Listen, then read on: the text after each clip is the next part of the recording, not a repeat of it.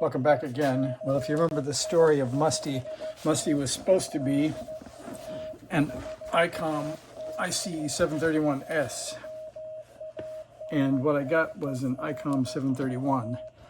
So the way we worked it out was he had still the radio in his possession, and neither one of us wanted to pay for shipping.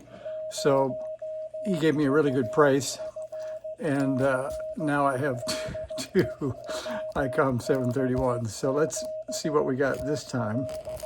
I think I'll get a better knife. The pocket knife isn't cutting it. And we'll get in here and see if this one's an S, or if in fact now I have two ICOM 731s that are not S's. So we'll know here in a minute. And there's some code practice in the background for you. That's on the 751. I had a great time. I only worked 15 stations, but I did hunt around and find some interesting stuff during the CQ Worldwide sideband contest. So that was pretty fun. I'm gonna move away so I don't kill the camera. Just a sec, I'll pull it out and stick it on the bench. Well, I'd say it is loosely packed, but bubble wrapped, and it seems like it came in one piece. But this is what was under it, a little bit of wadded up paper. So it didn't have a lot of help other than that,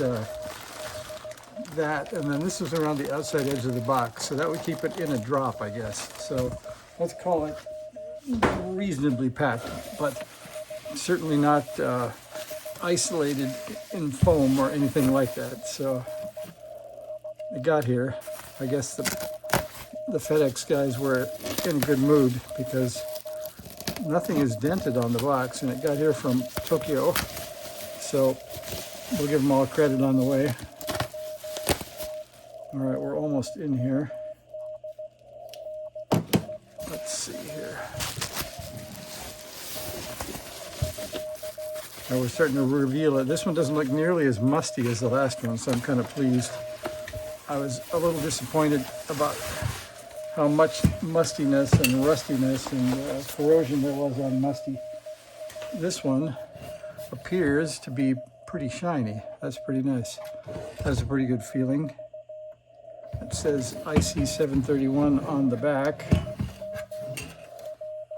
It has a door and looks pretty clean. So the price was way, way better, and the screws are not corroded off the top.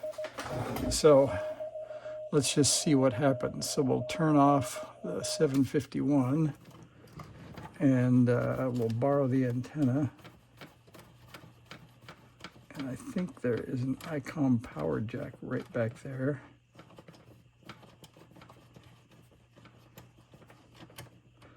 Okay, we're off. We're ready for the antenna. Like that.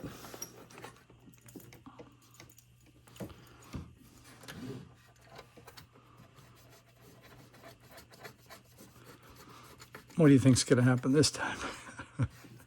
Will it be silent or dark or some combination of the above? All right, it's plugged in. No smoke yet. It has a bail down. All right. Take your bets. Will it turn on? Will it power up, or will it smoke? Well, that's pretty loud. Well, it's a bad sign that it looks a little dark, and it probably has at least a need of a battery because it woke up at 14,100. But the good news is the VFO turns, so we'll see if it will change bands. And it does, so it seems to be reasonably healthy. Let's see if we can get the speed down a little bit. Oh, I think we're missing, we're missing the little jumper wire on the back, so we don't have any receive antenna. Let me steal that from Musty. So I don't have a short one, but I got a long one. So it does sound kind of deaf that way. It's a good sign. It makes static.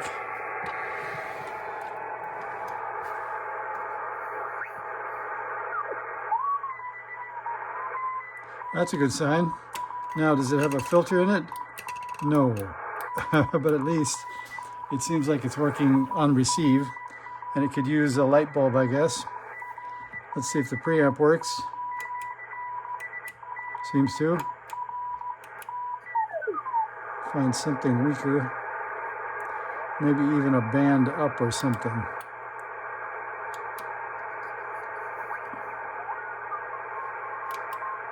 Yep, preamp works. Attenuator works. It's on the upper sideband. I guess that would have prevented the CW filter from working if we had one. Oh, it does have one. That's miraculous. So this was a decent deal. It made up for the other one. And I don't know what you guys know about the dates or the relative newness of that ICOM logo with the circle. I think that's the earlier one. The 751 has the square ICOM logo, which is different than this one. And this is a smaller font also.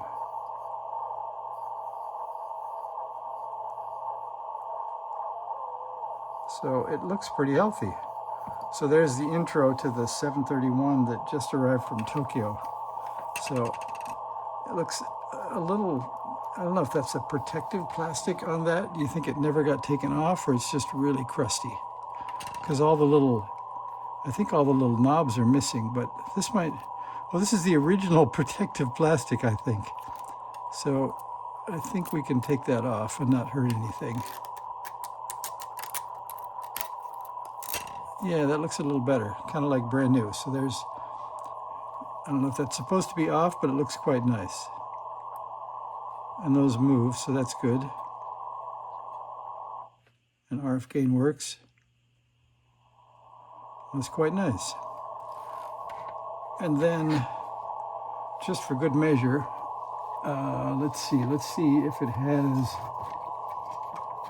if I can find the key, or pardon me, the paddle on the 751. We will see if this thing by chance has a keyer in it also. That'd be nice. Let's see, what do we find? Guess that's over here. So we want the adapter, but we don't want the Pico keyer because we're hoping there's a keyer in this thing. So we'll pull off the paddle and plug that in and see what happens. All right, there's the paddle jack.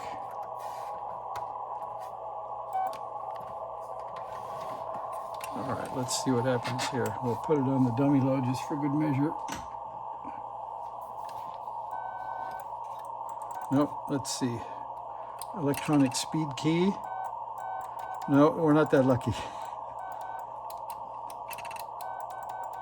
Well, at least it keys. Let's see, we'll have to turn on Vox, I think. There we go. Yeah, it's keying and it's making power. So let's see, RF power is all the way up. We'll lower that for good measure. And so I'm on the, let's see, look at the MFJ. Yeah, with it at the bottom, the other one puts out 6 watts.